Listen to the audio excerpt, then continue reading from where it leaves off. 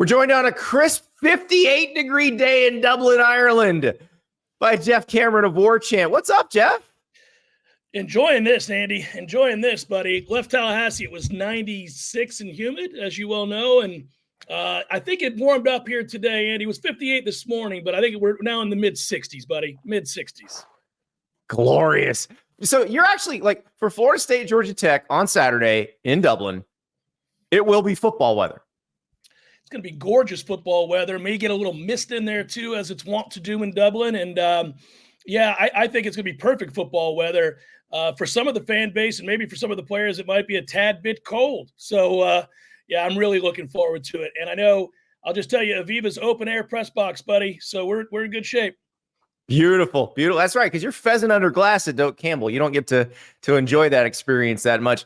But let's talk about this game, because obviously for Florida State, the last time they took the field, it was a miserable experience. Yeah. That was kind of the result of something that happened off the field, because obviously they win the ACC, they don't make the playoff. The Orange Bowl is what it is. And people pushed back on me when I was picking this game. I said that the players for Florida State who were involved last year, and I realize it's not a huge number, but they do not want this to be the lasting memory, that Orange Bowl to be the memory that everybody has. The coaching staff is all the same. They don't want that Orange Bowl to be the memory everybody has. I'm guessing there's a pretty significant push for these guys to create a new memory here. You know, it's interesting. I think that's true, Andy, but I also think Mike has spent a lot of time, just oddly, that's not the right phrasing for it. I don't think he spent any time focusing on that game. He's talked about new chapters. Yes, he's talked about every year and every game is unto itself. And he's talked a lot about forging, and getting past things that happened to you in the past. But he's really wanted this group to be about this group. And I think that even though there are a lot of guys on this team that played in that game or didn't play in this game, but were on the team last year, it's interesting. He spent a lot of time just saying, listen, this is another season. We got a chance to etch another chapter in Florida State football lore. And, you need to work. His whole motto is work. He wears the shirt every day, work. And he's got these guys talking about today, right now, right here, Georgia Tech. I don't know that there's this revenge in their mind at the idea that the last time the nation saw them, they were getting beat by Georgia 63-3. Because I'll be honest with you, it's weird. This fan base, and I know other fan bases listening to this will be like, well, great, you can't ignore it. But really, most of this fan base and most of those players don't even look at that game as a game. I'm not sure Kirby Smart did either. And I think we know why that happened. I mean, 16 of the 22 players that start for Florida State didn't play in the game. Yeah. Either chose to opt out or have surgery and get ready for the NFL draft. So I don't know. It's really more about this year, I think. So maybe I'm wrong on that. Maybe the Orange Bowl is Godfather 3 or Rocky 5, and we're going to pretend it never happened, right, and then just move right along. But I am intrigued to see this Florida State team, because as we mentioned, it is a mix of guys who did play roles on the ACC championship game team last year, but also a bunch of new guys. You've got, like, and I think, like, the D-line's a great example. You got Patrick Payton on one side. He was there. Yeah. Marvin Jones Jr. on the other side. He was actually playing for Georgia last year. Correct. Yeah. It's everywhere you look, Andy. This camp has been fascinating for that reason. You got the influx of players from Alabama, LSU, Georgia. You have some returning players that have huge expectations for their season. Patrick Payton is obviously hoping to be a first-round draft pick. He has a chance to be. He's a very talented player. If DJU at quarterback plays, to the best version of DJU that we've seen, he's a guy that's had his good moments. He certainly had his down moments and everything in between. But when he plays well, he plays really well. We'll see if that's what Mike gets out of him, what Tony Kokars can get out of him. But if he plays well and you get a Marvin Jones Jr. to come in and realize his 5-star potential, you look at that body type, Andy. I don't know if you've been around him, but that screams NFL. It reminds me of being around Jermaine Johnson. When you saw Jermaine Johnson, another Georgia transfer at defensive end, like, those guys look like they belong in the league. Marvin looks like he belongs in the league. This could be a coming out party for him. And if you have those bookends at defensive end doing that, Florida State could once again have an elite defense. I thought at the end of last year that defense was playing as well as anybody's, and they have a chance, I think, to be a top 20 defense again this year. I actually think that's really the crux of this team. The offense, I think, will start slow this year because of all of the new pieces, including a brand new quarterback, brand new running back, brand new receivers. I do think that they're going to take some time to develop on offense. They're aided by the fact that they have a deep and very experienced offensive line. But I think the defense will carry the day for this team early on. You've had Wendy's Nuggs dipped in sauce, but have you had them covered in sauce? Wendy's new Saucy Nuggs take the crispy and spicy nugs you love and turn them up to 11. Choose between flavors like buffalo, honey barbecue, garlic parm, or if you're a real heat seeker, try spicy ghost pepper only on Wendy's signature spicy nugs. I dare ya. That's 7 delicious ways to try the nugs you already love. Pick a flavor, grab some extra napkins, and prepare to nug like you've never nugged before. For a whole way to nug, it's got to be Wendy's at participating Wendy's. So you mentioned DJ Uiagalelei, and it's weird because Florida State fans very familiar with DJU because he was Clemson's starter for a couple of years. He goes to Oregon State last year. I'm curious, is he going to look different? Are they going to deploy him differently, or is it going to look different than what he looked like at Clemson, different than what he looked like at Oregon State? Or is it the same guy just running Florida State's offense? Well, they brought in a bunch of speed to try to utilize his arm strength. Obviously, he excels at getting the ball down the field. So you're not going to want to get away from that. If they can protect the quarterback and let plays develop and get down the field, they're going to do that. But they're going to try to do it off a play action and run the ball. I think this year's team, unlike last year's team, this year's team is going to try to run the ball as their main modus operandi. I mean, if you look at the offensive line, Andy, there's some guys that have been playing here since 2019 on this offensive line. It's crazy.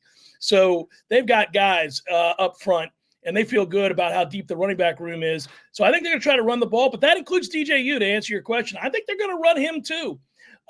It sounds weird to say, but this is a guy that was effective with his legs when he does run. Obviously, it's not the same as when Jordan Travis ran. Jordan Travis was a guy that could change the scoreboard. He's a guy that could go 80 yards if you missed in the open field. DJU's not that guy, but he is 245 pounds. He is 6'4", 6'5". He's a guy that I think can really excel in short yardage. And Florida State has the ability, because they have at least 9 offensive linemen that they trust right now. They can go big and really kind of try to play some bully ball in short yardage situations with a 240-pound plus quarterback. So I think they will try to run him some this year. He's never excelled at throwing on the run, in my opinion. He's been inaccurate in that role. So I'll be curious to see if they have him roll out a lot and give him those options. But I do think they will run him.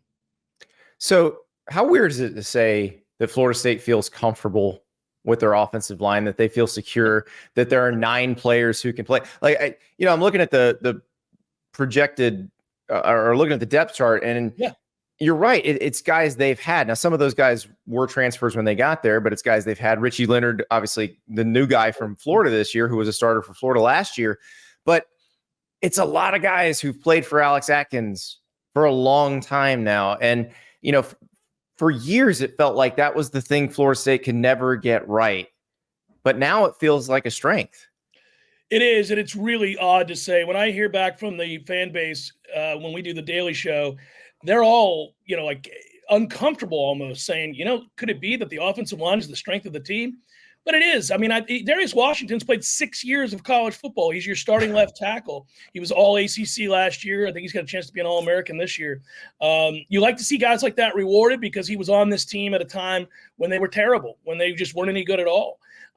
And so he's seen this whole thing through to where they went undefeated in the regular season last year and won the ACC title. So he's a guy that you feel happy about because he saw it through. But that's also true of Maurice at center, Maurice Smith, who's been here forever, played a ton of football. So your left tackle and your starting center, 2 pretty key positions, are guys that have played a lot of college football, gotten a lot bigger and a lot stronger. They know Alex Atkins and what he wants like the back of their hand. And again, you're talking about, when you go through this list of guys, redshirt senior, senior, redshirt junior, redshirt. It's crazy. So I do think it is the strength of this team is the offensive line. They have to be able to run. Mike last year did not like the fact that they could not run the ball.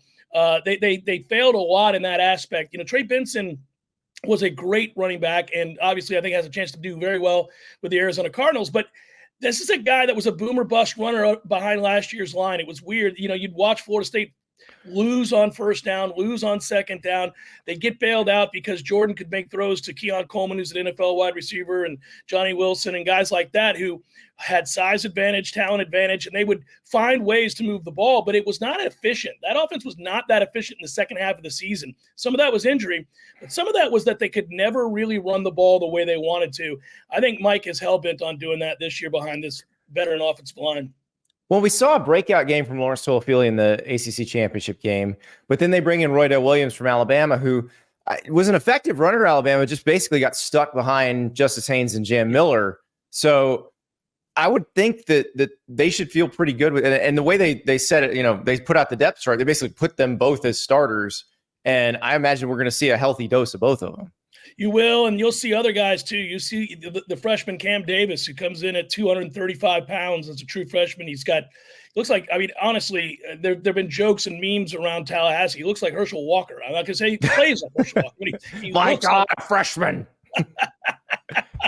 He is massive and fun to watch. They've got some guys that really they can deploy a bunch of different guys that, depending on what you want to do. They got guys that can catch in space. Toafili has as good a hands for a running back in terms of receiving the football that I've ever seen. He catches everything. I really believe they could just line him up in the slot and have him be a receiver, and they might at times.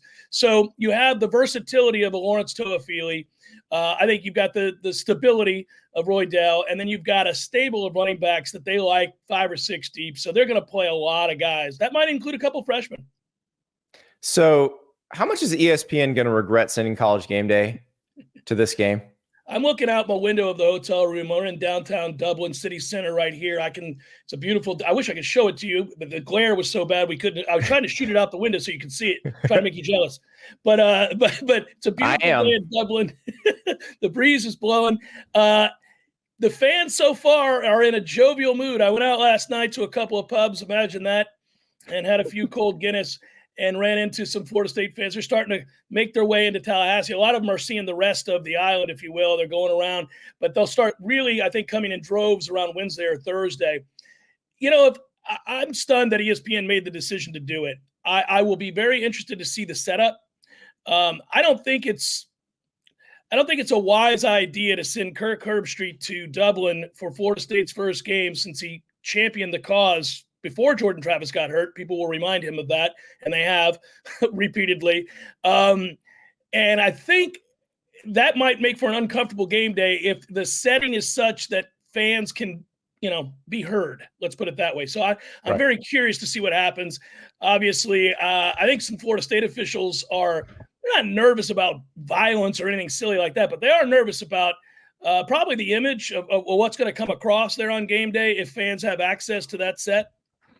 Well, if what I've read on the internet is anything, if they vocalize what they have typed, they'll have to get that dump button ready pretty quick. So, and I think they will vocalize what they have typed because, Andy, we're talking about a 5 o'clock kickoff over here all day, beautiful weather, lots of pints. That could get very interesting. Yeah, it's a 2 p.m. start for College Game Day local time. They're not used to that. They're used to going west and having to start at 6 a.m. local time. Yeah. But this is different. They're 2 p.m. local start, and there's gonna be a lot of kegs and eggs going on in the city of Dublin on Saturday. So that's true. Yeah. Oh, so but while I got you here, let me ask you about this because this has been simmering in the background all off season, and obviously we're gonna see a game on Saturday, so that's going to wipe it all away. But where is Florida State right now in terms of it's suing the ACC suing them back? Where does all of that stand, and are we any closer to a resolution on that? The legal process runs its course slowly, as we well know. Where does it stand? I think Florida State feels like, and certainly the fan base does, like they're stuck in molasses. Because these things take a lot of time. They're in mediation now. I don't know that that's going to bear fruit or not. It doesn't necessarily portend of that. Who knows? I do. Andy, you hear whispers. I hear whispers. We both try to put our ear to the ground and talk to sources, especially people who are in that business, people who are lawyers for agents and coaches and that, and television networks and the like. And every now and then you'll hear something that you think you can put solace in. I try not to run with rumor. I try to, pretty much sit back and let this thing play out because it's very easy. You have a very eager group of fans that want to know at Florida State and Clemson what's going to happen, what the future looks like. They feel like, obviously, in order to compete long-term with the Big Ten or the SEC, they're going to have to be part of that Big Two, the Power Two, if you will. Really, it boils down to whether or not Fox or ESPN, in my opinion, decides that that's an asset they would go after. I've heard rumors that certainly Fox would love to plant a flag in the SEC's backyard or ESPN's backyard, if you consider the SEC to be that. It would maybe be a wise move for them to do that, to go grab a Florida State and a Clemson. I don't know who else is on the docket there, but certainly those are the two that want out, and they are making that known legally. So I wouldn't be surprised to see that. But right now I know this, regardless, whether the SEC wants them or doesn't, whether ESPN will decide to salvage some assets and restructure the ACC contract, and then, at that point decide that this is where Florida State and Clemson need to be, then maybe it happens. Maybe it doesn't. Maybe Fox comes swooping in. But I do know, just from the marketability of the program, and certainly when you talk to TV executives, and really objectively speaking, anybody who follows college football understands that Florida State is a top 10 or 15 asset in college football, period. It's really not arguable. The numbers bear that out too. It's not an opinion. When you look at ratings, you look at, all of that stuff. I think Florida State will find a home. The question is how soon. I don't believe they'll be out of the ACC in 2025, if that's what you're asking. I think the best chance they have, unless something happens in mediation, is probably to get this further down the road to where it becomes pretty clear that the ACC is going to need to figure out a settlement. And, what's the number? Because Florida State all along has been wanting to know the number. And we know why. We know why, right? We watched as use Texas and Oklahoma for an example. A lot of their expenditures to get out have been helped out by the network. And you can see where that would be something that would be very interesting for Florida State. They could never get that promise from, say, Fox publicly. That would have to be a wink, wink, nod, nod understanding behind closed doors.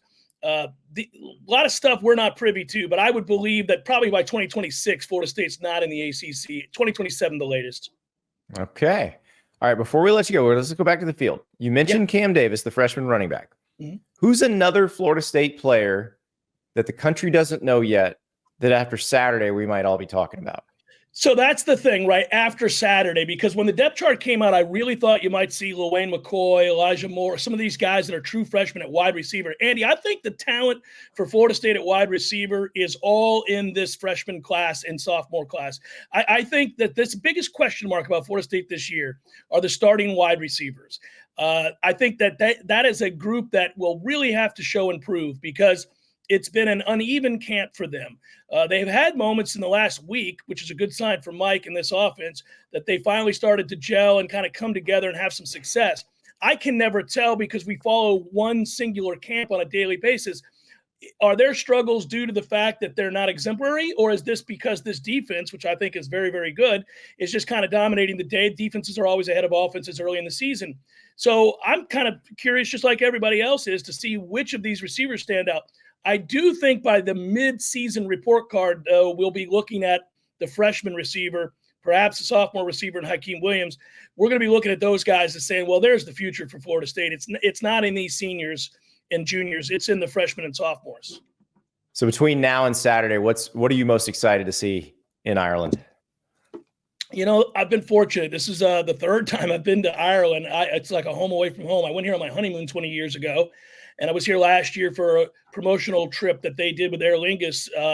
They had us come in and kind of go do a lot of things that they were going to suggest that people who are making the trek over for this year's game should do, so we could relay back, obviously a promotional thing. The history here is fascinating, but I got to tell you, the one thing I haven't done, and I'm going to do it tomorrow for certain, is go to Trinity College and see the library. We're talking about a school that began in 1592. To try to put that into perspective, I love history, and I was thinking about this when I was preparing to go over there for tomorrow, and I was thinking, that school started not long after the Aztecs were wiped out. I mean, like, that's how far back in our history that school goes. So I'm really curious to go to that world famous library there and just kind of take that all in.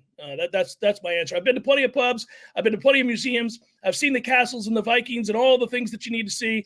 I've been to a lot of the lovely counties, small farms, all of it. It's something to do, but that library is what I'm looking forward to seeing tomorrow. That sounds amazing. I cannot wait. And we will be checking back on your adventures. And obviously, we cannot wait for Saturday. Real football from Ireland. Finally. Thank you, Jeff. Great to be with you, Andy. Thank you so much for watching. Just a reminder, subscribe to this channel right here so you never miss an episode of Andy Staples on 3. And oh, by the way, watch all the other great videos on the On3 Sports YouTube channel.